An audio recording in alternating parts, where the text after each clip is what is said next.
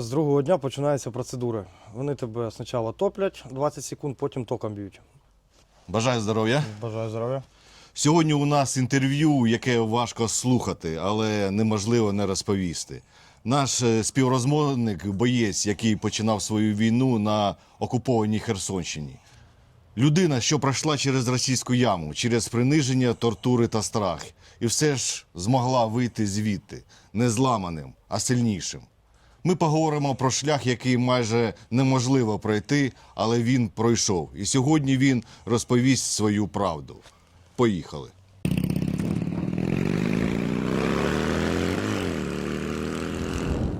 То сьогодні я завітав до підрозділу «Сіда», це наші БПЛАшники, стрілецький батальйон, і у нього поповнення такими бійцями, у яких, як сказати, що судьба така не дуже гарна до того, як прийшли до війська. То зі мною Роман, позивний Херсон.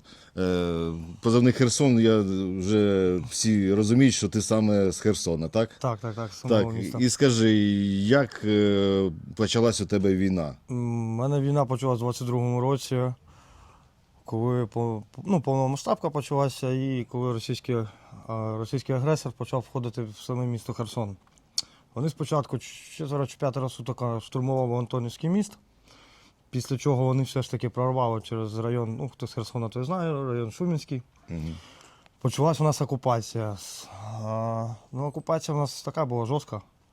Тобто там ніхто, як так сказати, вату не катав з нами. Тому що більшість з нас були, багато в місті залишилось атошників, так як наша поліція одразу виїхала. Ніхто нікому нічого не сказав. І просто ми залишились, хто якою діяльністю займався проти агресора, ми стали одразу як мішень. Тому що наша поліція, частина перейшла на сторону ворога, тобто дані наші були у російського окупанта. І до нас постепенно почали завітати в гості. Спочатку... Давай ми це більш детально пізніше розкажеш. Скажи, скільки в окупації ви були в Херсоні? 9 місяців. 9 місяців. Після окупації що потім було? Після окупації виїхали по програмі евакуація в місто Хмельницьке, в Теофіпольський район. Там нам надали мені, дружині та дитині житло. Після цього став до лав Збройних сил добровільно. Проходив там багато процедур типічних. І після цього попав в 117 МБР, 117 механізована бригада. Де вона стояла тоді? Запорізький напрямок у нас був. Запорізький напрямок. Да, ми були на Запоріжжі, почти 2 роки ми там пробули. Роботіна, Вербове, Мало-Так-Мачка ми працювали там. Після цього в 24-му році я звільнився, 2 місяці побув вдома і знову вступив до лав Збройних сил України, тільки вже в іншу бригаду. Да, попав в 93-ю, в підрозділ Ордена на Крило. 3 місяці там пробув і прийшов до СІДа в розвідку. А до цього ти ким був у 117-й? В 117-й бригаді я працював на артилерійській установці Саушка С-90, це британська машина, був заряджаючий. Ти на FPV-дронах літаєш чи на розвідки? Ні, розвідка у нас. Суто розвідка, так. Яку ціль ти виявив, саме тут таку саму цікаву? Піхота і техніка. Один раз техніку виявив, фіг знає, де вона була, і якимось макаром побачив. І піхоту. Ми в основному прикриваємо піхоту, щоб до нашої піхоти не підходила ворожа піхота та не питала штурмувати їх. По твоїй роботі ворог знищений був? Був знищений неоднократно. Багато результат хороший ми даємо. Коли ти бачиш результат своєї праці, що ти знаходиш і ворог знищується, що ти відчуваєш?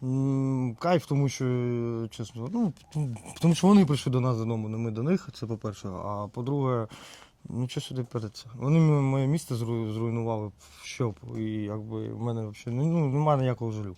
Що найважче в роботі БПЛА? Це емоційна напруга, фізична, або що ти там не зможеш зробити якусь операцію, що від тебе залежить життя інших? Погодні умови саме найважче. Да? Да, що проти погодних умов приходиться працювати, дуже важко буває, але приходиться з цим якось знаходити контакт, щоб була робота, тому що там хлопці сидять, піхота на першій лінії, ну на нулі, ну якби сидимо що чуть далі. І коли тебе штурмують, і ти сам був в той шкурі, я був в піхоті колись, і я розумію, що таке сидіти там. Да. І, якби, такі походні умови трохи бувають, дають побічку роботи, а так, в принципі, цікава робота би була, цікава, на самом деле цікава, тому що ти бачиш свої результати, бачиш свою роботу, бачиш, що ти робиш і для чого ти це робиш.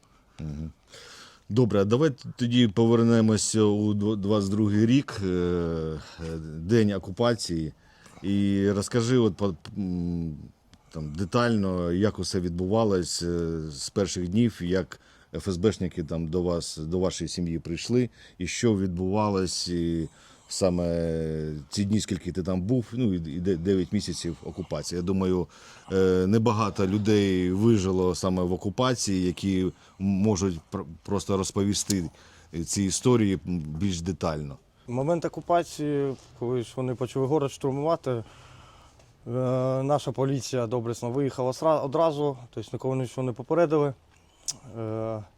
Як десь на день 6 чи 7 в них все-таки вийшло прорвати лінію наших хлопців тероборони. І вони зайшли в місто. Після цього я прорвав контакти зі всіма своїми знайомими, друзями, так як я був в 5-му батальйоні правого сектора. Тобто про мене всі знали, що я атошник, що я приїхав на іншу адресу. Більше питалося ми виїхати.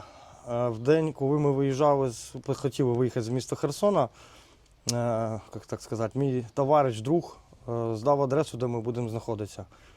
В цей момент приїхали ФСБ, залетіло до нас до квартири, забрала мою маму, так як вона була волонтершою. 3,5 місяці вони її протримали, вони її вивезли вже на лівий берег, ближче до Криму. Але 3,5 місяці її випустили. Мене затримали вони вже в августі. Мене випадково вони затримали, перевіряли документи в місті і так вийшло, що затримали. Після чого вони мене відвезли у нас там є, хто херсонський, те знають, Комсомольський РОВД. Це все, в перший день мене ніхто не трогав, закинули там у нас обіз'янники є. У нас було 13 людей десь в камері. І там в тебе з другого дня починаються процедури. Вони тебе спочатку топлять 20 секунд, потім током б'ють. Топлять і отак на протязі доби вони тебе отак от мурижать. Питають, що де зброя, де контакти, з ким спілкуюся, де може бути зброя, де наші хлопці, які можуть працювати проти російської влади. Тобто така процедура у них була десь на протязі 12-14 днів, я толком не пам'ятаю. Але факт в тому, що коли вони мене затримали, важив 80 кг, вийшов я 58 оттуда. Скажу, хлопців багато вони там і ламали, і били. І багато хто переходив на їхню сторону, іменно зі сторони поліції. Дуже багато поліції, яка перейшла просто на їхню сторону. А те, що там відбувалось, вони там виводили, просто заводять тебе в кімнату і садяться напроти тебе дві таких камбала, як сказати. І починають там, один тебе топить, інший тебе просто ток під пальці починає підставляти. Останній штрих у них був це прорізання ногтей. Особисто мені вони один ноготь прорізали. Коли вони зрозуміли, що я реально нічого не знаю, слава Богу, що я нічого не знав. Мене просто відпустили. Як у них це називається, підписка о невиїзді. А як це прорізати ногті? Відривають ногті? Ні, вони беруть манікюрні ножниці і тобі потихесеньку прорізають ніготь. Під ніготь? Так, під ніготь вони мені прорізали таким чином. Це боль така, я вам скажу, жорстка боль. А скажи, а розстріли були? Особисто при мені, вони обично бувало так забрали людей. І це ти не знаєш, що ти з людиною, тому що вас контактувати вам особо там не дають. Тобто це таке. Тобто вони, як я пам'ятаю, по Херсоні, що було ще, у нас там є камишане кладовище. По сей день, навіть при деокупації, це кладбище є закритим, тому що там палили тіла. Тобто, кого там? Там вони і своїх там тіла палили, тобто для них було О 6 ранку закривали дорогу у Шоково, тому що туди їздили ці, з ЗІЛАЗ, ну, вивозили, коротше, трупи туди, цією дорогою. На кладбище Камиш. Ну і з Камишань часто і місні, хто там живе по району Шумінський, то вони ну, чують цей запах, оцей, кожа їм нагорілої. А ну, і багато хто, ну скажу, багато хто і при окупації перейшов, навіть з цивільних, вони їм там зарплати хороші понаобіцяли, евакуації на ту сторону попереходили. Тобто, здавали всі друг друга. Ну, особисто мене здав однокласник, друг дитинства, тому що я його успів побачити, коли маму забрали. Він тикнув пальцем, де наш дом. Ну, його, слава Богу, коротше, його осудили на 15 років в Одесі. Це, слава Богу, що наша Служба безпеки України добре працює. Тобі більш. Ну, а після окупації, коли хотів вступити в Збройні Сили України, я проходив ну, технічну перевірку на поліграфів в місті Хмельницький. Ну, пройшов. Тому що мені якби, боятись було нічого, тому що я не співпрацював з цією владою. А після того, як вони тебе відпустили, що ти робив це скільки місяців? Ну, я не багато, я там 3 місяці. Я працював, якби. Там була велика ненадіга, що маму можуть не відпустити, оце було. Угу. Ну, в листопаді перед окупацією міста самого відпустили маму. Ну, якби і роботи як такої не було. Я там працював за копійки. А чим ти займався там? Я сварщик. Угу. Тобто я там варив сітки варив на для вивозу пластика. Якби зарплата була невелика, але хоч щось, ну теж. Тому що в окупацію тобі або треба було робити російське громадянство, іти працювати, або отак от, як кажуть, по шабашкам працювати. А як звільняли саме Херсон? З Херсона щось звільнили, ніхто нічого не зрозумів. Утром ще кацапи були, чи вечором ще кацапи були, а в обід, я десь по сей день не пам'ятаю, в обід вже наші пікапи заїжджають, наші хлопці заїхали. Да, тобто це було взагалі неожиданно і незрозуміло. Бачите. Ну і почалась, звісно, відпрацьовка. Перші дні пам'ятаю. Перші 3 дні всі пили в Херсоні, це я добре пам'ятаю. Потім нам зробили сухий закон, щоб ну, наші хлопці там розміновували все. В Білий же ж дом так ніхто зайти не зміг, поки по ньому кабом не бахнули. Він ж повністю замінований у нас був. Тобто там всі. Ну і багато ж після деокупації, багато хто позалишалося. Перші там 2 дні я познайомився з СБУшниками, я їм показував адреси, де я приблизительно розумію, де могли жити ті правоохоронні структури, які перейшли на сторону окупанта. Ну, пару адресів я знав, то я їм показував. Угу. А ті, що перейшли до окупанта, вони і пішли, чи деякі залишилися? Деякі залишилися, деякі залишилися. Дуже часто навіть натикаюся на записі. Там поймали колаборанта в Херсоні, там поймали колаборанта в Херсоні. Ну, а деякі, ну, в основному йшли працювати ті, кого наша влада звільнила, і вони просто встановилися на сторону ворога перейшли, тому що вони там змогли вже щось. Ну, їм там краще, мабуть. Як ти гадаєш, чи може твій такий важкий шлях бути мотивацією для молодого покоління, чи вони будуть боятися і навпаки не будуть? Ну, моя особиста думка, мотивація, ну, лично в мене мотивація помста. Ну, і вона мені дуже багато чого дає. Просто треба розуміти, якщо Донецька область скінчиться, наступні напрямки будуть важкішими. Гораздо важкішими, потім відбиті. Повірте, коли до вас додому приїжджають і свої правила диктують, то це ну, гораздо гірше. Їм за те, що вони тебе вб'ють там, як цивільно, їм нічого не буде. Тобто це треба в першу чергу розуміти. Ми, як в Херсоні з гвалтуванням було, всім було це, ну, особисто я не бачив, але ну, всі ж це розуміють прекрасно. Тобто вони правять беззаконня. Ну, просто вони прийшли до тебе додому, забрали в тебе дом.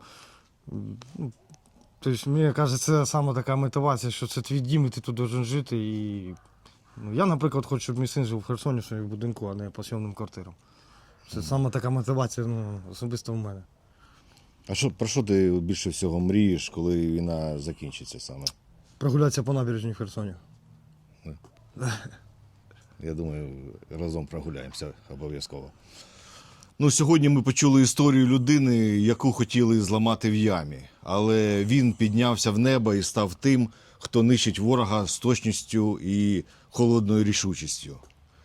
Дякуємо нашому герою за службу. Дякуємо всім, хто підтримує Збройні Сили України. Такі історії нагадують нам, українців не зламати. Ми йдемо до перемоги, і ніхто нас не зупинить. Ми продовжуємо боронити нашу країну, і ми обов'язково переможемо, бо ми не переможні. Слава Україні! Слава ЗСУ! А Путін – гандон!